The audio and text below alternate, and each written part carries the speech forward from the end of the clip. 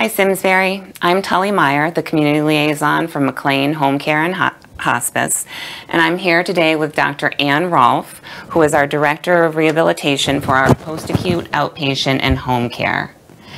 Hi Ann, how are Tully. you today? I'm good, thank Welcome. you. We're here today to talk about safety at home. And as you all probably have noticed, the winter weather certainly has set in here in Connecticut. Whether it's freezing weather, freezing temperatures, or monsoon rainstorms, we're certainly experiencing it all here. So Ann is here today to talk about how we can stay safe in our home, since we're more than likely spending more time in our home than usual given the weather, and also how we can stay safe outside the home. I'd like to start this discussion by sharing an interesting statistic that I learned the last time I was at a meeting at UConn, and that is that 89% of all of their emergency room visits are falls, and of those falls, they are people who are 55 and older. I found that really shocking, and I'm wondering what you think about that, Ann. Well, actually, to me, it's not really a surprising statistic at all, Tully. It's a known fact that 1 in 4 older adults experience a fall every year. And in fact, of those people that do fall, 2/3 of them have another fall within 6 months unless they change something. And that's difficult to do, is to change something, especially when it could have been a couple of factors that led to a fall. But they are frightening statistics for sure. In order to address these kind of staggering statistics, we have these blue blocks that can help you all at home determine whether or not you have some of these concerns, or whether you have none of them. I personally already have 2 of them, so I imagine I'm in good company out there. And we're going to start with our first one and talk about how balance problems can affect your risk for fall. Mm-hmm. Well, when a person has balance problems, they often feel like they're dizzy, or the room is spinning, or just feel unsteady or lightheaded. You know, the body's a wonderful system, and it's got so many systems that have to function together normally for you to have normal balance. You know, you're going to talk about your muscles, your strength, your bones, joints, your vision. All these have to function normally for you to have normal balance. So even if one of them is a little bit off, it can throw the other functions off. For example, if you're feeling dizzy, there can be many reasons. A common one we find in older adults is vertigo. And really all that is the inner crystals in your ear have become dislodged. So that's a little involved. You can become dizzy just because of a simple migraine. There's many different things. You know, if you lose your balance, well, it could be because of a medication you're on. Maybe you started a new medication, or simply that you haven't been active and your muscles are weak, and so your balance is a little bit off. I completely relate to that. So the next block we have here is mobility issues. Well, mobility issues, we kind of relate that to just the general progressive nature of becoming older. There's just certain changes that happen. Common issues in older people include muscle weakness, joint problems, pain, neurological issues, and these all contribute to mobility problems. You can be unsteady when you're walking. All of a sudden you're finding it difficult to get in and out of your car. And a lot of times it's these problems, each individual one is kind of a mild one, but when they come together, they present as a major fall risk. Understandable. This is my most interesting, at least I find it most interesting, and probably very common, and that is multiple medications. Well, there is a lot of evidence-based research out there to correlate the relationship between falls and people who take multiple medications. I'm sure you've heard the term polypharmacy. It's been floated around for the last several years. And the problem is older adults tend to have more than one doctor now as they've gotten older. There's cardiologists, pulmonologists, along with their primary care physician, and all as important as the other. But the important thing is that all the medications go through the one pharmacy, and that's where the problem lies. If all your medications go through the one pharmacy, it's a great clearinghouse, and it alerts the pharmacist to the fact that you could be taking a couple of medications that don't interact well and could easily cause a fall or a more serious medical issue.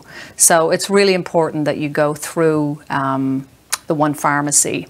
I think a common example of a medication that's a problem for seniors right now around this time of the year is just the common antihistamine. I mean, that's found in so many cough and cold medicines and over-the-counter sleeping aids. And the antihistamine really causes a lot of increased side effects, and it's blurred vision, grogginess, unsteadiness, and you know, these really can contribute to someone having a fall. Absolutely. So I think the takeaway here is to obviously go through one pharmacy, develop a relationship with your pharmacist, and regardless of what you add to your routine, run through it with him or her before I think that's that. right. So the next block we have here is low blood pressure. Can you talk a little bit about how that affects balance and Sure. You know, I think people are more familiar with high blood pressure. We hear about that so much to do with heart disease, and it is very important. But I think people sometimes are a little less familiar with low blood pressure, and this is really when the blood pressure goes low and causes dizziness and lightheadedness. Probably the most familiar term that our older adults would know is orthostatic hypotension, and that's caused by a sharp drop in your blood pressure, which really is related to a lot of falls. There is medication to help this, which is important from your doctor, but there's also a couple of things that we've learned over the years that you can do to help yourself as well. Because it's a sudden drop, it's more related to getting up out of bed too quickly, standing up too quickly from when you're sitting, and I'm sure people have related to that themselves. I do, definitely. Yeah. So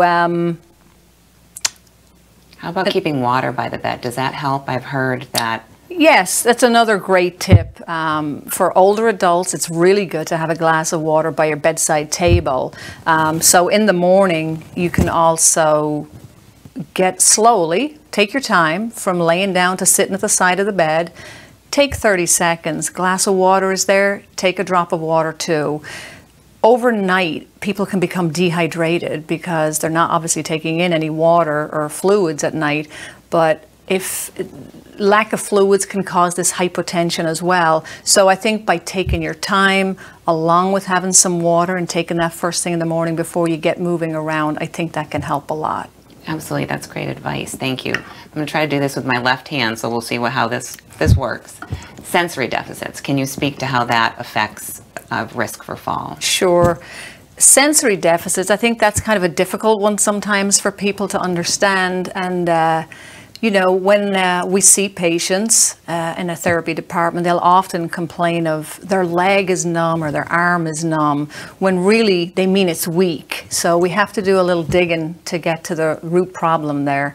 But a sensory deficit is really when a person's sensory receptors in a limb, usually, like for example the feet, they're not getting the correct signals up to the brain.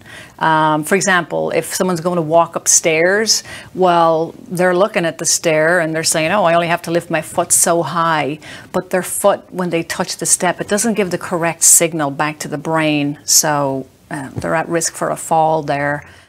So probably the most common sensory deficit problem that people are aware of is for those patients with diabetes, and that's called diabetic neuropathy, and it's again where they have diminished sensation in their feet and they're not getting the correct signals to their brain.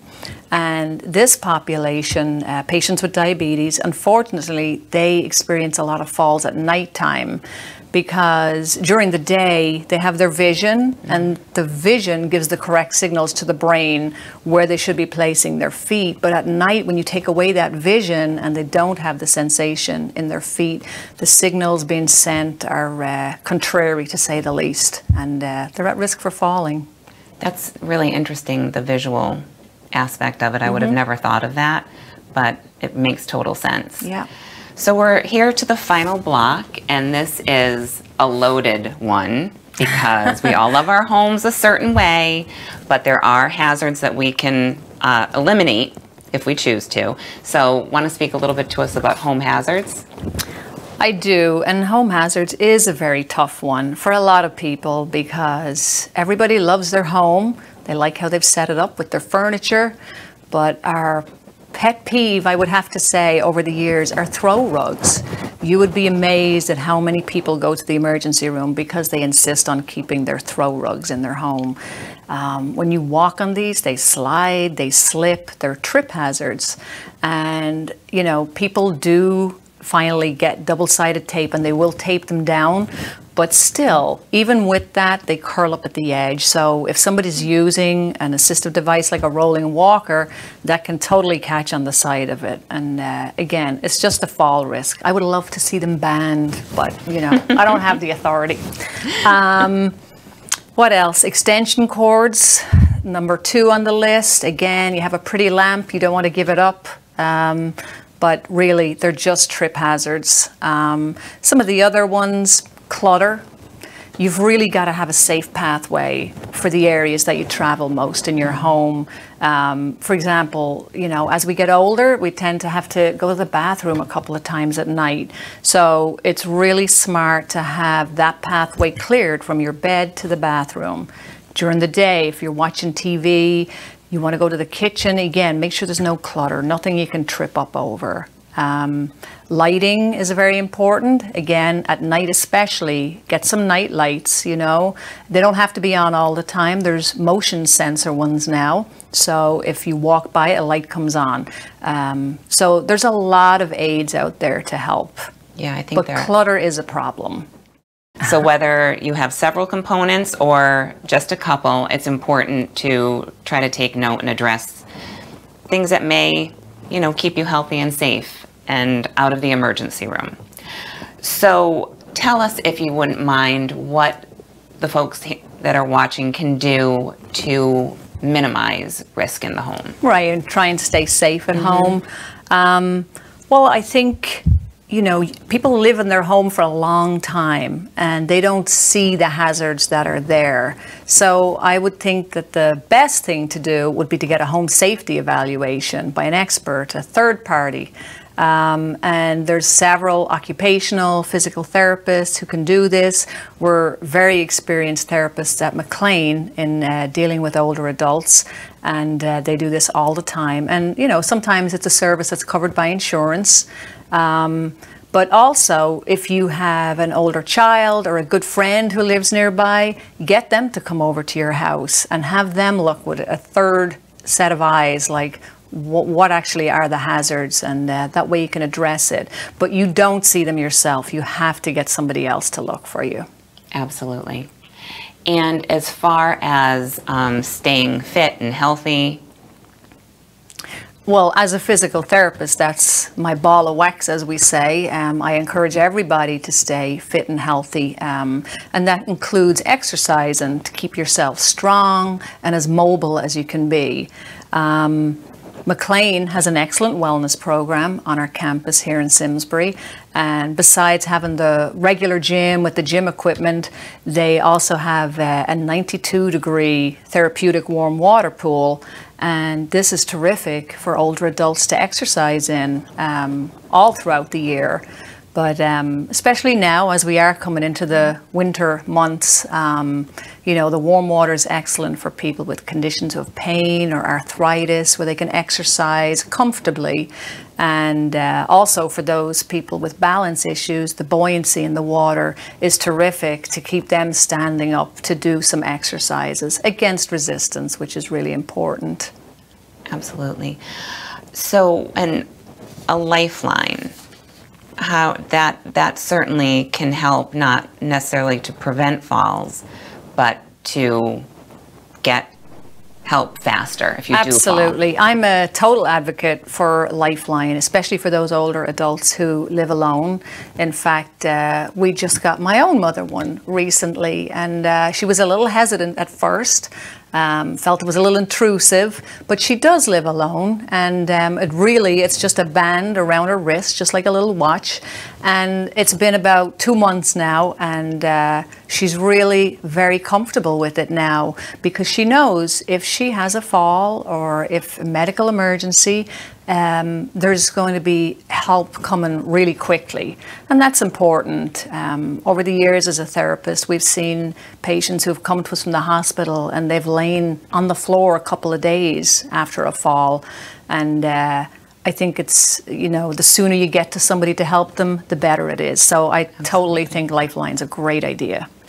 It is, and especially if you get one that will support you outside the home, so around the perimeter. So if you're going to get the mail and there's a fall, it can alert the emergency response team. So that leads me to outside the house. So can you give us a couple of tips on how to stay safe outside the house or around the house, but sure, in the winter weather especially? This is New England, so we will have snow and ice and sleet and all the rest. There's just some basics, obviously you're not going to go out in a big snowstorm, that's for sure. But you've got to have good shoes, and by good shoes I mean some with traction. You just have to be able to grip the surface when you're walking. So shoes with good traction is really important. You have to stay warm. And of course, everyone is saying, well, of course you want to stay warm, but it's really important with regards to your muscles. If your muscles are not warm, and when they're warm, they're nice and relaxed, but when they're not relaxed, they're tense and they're tight, and they're not going to help you stop you from falling if you're tense and tight. So it's very important to stay warm when you're outside. You just need to take extra time. Don't rush. Be very aware of the surfaces in front of you, kind of plan ahead, your motor planning. If there's stairs, if there's a stretch of ice, maybe you can go around it. But the key ones to me are take your time, there's no rush. In fact, if you have a long stride, shorten your stride, take a shorter step, kind of splay your toes out a little bit, and it just increases the base of support. So really, it's good shoes, stay warm, good basis support, and be very aware of your surroundings. Yeah, assess the outdoors before you go out there. Because even with some of the frost, it gets a little bit slippery. Yeah. I've noticed myself. So let's say despite all of our best efforts and we do everything properly in the home and around the home, we do sustain a fall. And just a fall or a fall with injury. Can you tell us some of the options that are available to our viewers for assistance at that point? Sure. A fall is by definition an accident, so there will be accidents no matter how fit and healthy and you follow everything we've talked about today. So unfortunately, falls do happen. If the person is homebound, say, after a fall, then, our McLean Home Care Agency would be happy to go in and treat them in their home, so you don't have to leave. Our therapists at McLean are experts in geriatric care, so they'll set up a program individualized for each patient. McLean Home Care was just voted in the top 5% of home care agencies nationwide. Yes, they have. So that's pretty impressive for a small outfit like ours, but it's really excellent. If the person can drive or get a ride, they're more than welcome to come by our McLean outpatient clinic. Again, we have physical therapists there who are very experienced working with the geriatric population. And again, they'd be happy to work on an individualized program that each patient can work on at home as well as at the clinic when they come there. We're talking about balance. We have an excellent diagnostic tool there. It's called a BioSway machine, and it's specifically for balance, and it really helps the therapists dig into why the patient is falling, and the therapists are trained to use the BioSway to diagnose balance problems, where their strengths, where the weaknesses are, so they can develop an exercise program specifically for that patient on the kind of weaknesses they have for balance. So that's terrific, and that's at our outpatient clinic. If it's a catastrophic fall where you do have to go to the hospital possibly, you can always come to McLean, to our short-term rehabilitation unit.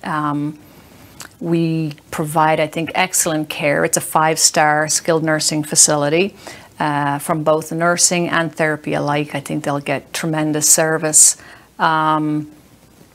McLean is also a partner with St. Francis Hospital and Hartford Hospital, so we're a preferred provider for their patients, which is really nice.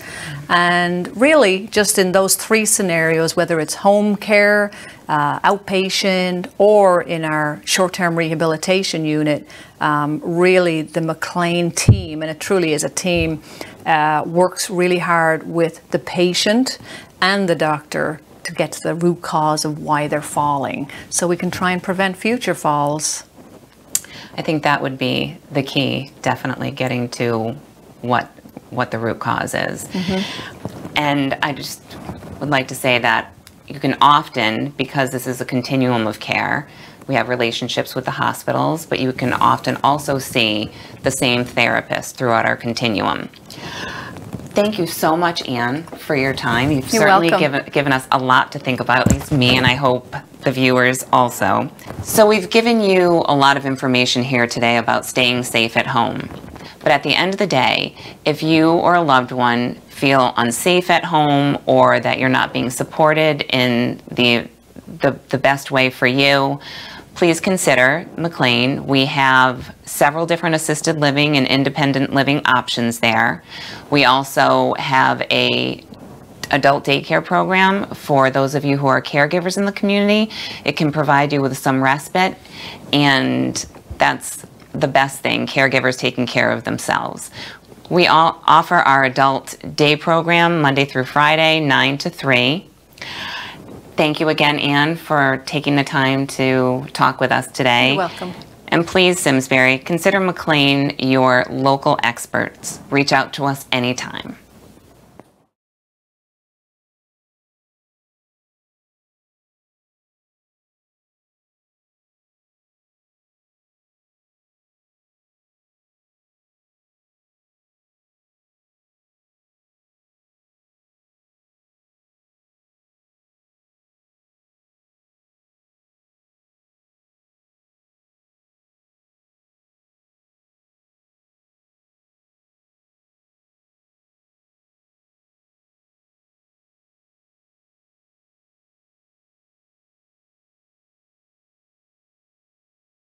Funding for Simsbury Community Television is provided in part by contributions from viewers like you. Thank you.